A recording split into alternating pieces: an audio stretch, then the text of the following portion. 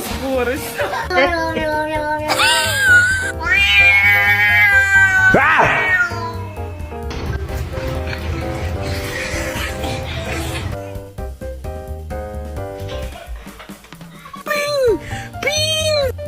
You should be medicated. Fuck you, Brennan.